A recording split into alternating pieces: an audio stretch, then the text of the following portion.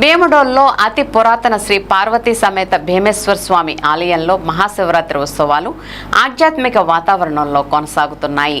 ఉత్సవాల్లో భాగంగా సోమవారం రాత్రి నిర్వహించిన చిన్నారుల నృత్య ప్రదర్శనలు ప్రేక్షకుల్ని మంత్రముగ్ధుల్ని చేశాయి. గ్రామానికి చెందిన బాలబాలికలు శాస్త్రీయ జానపద గీతాలకు లయబద్ధంగా నృత్యాలు చేశారు.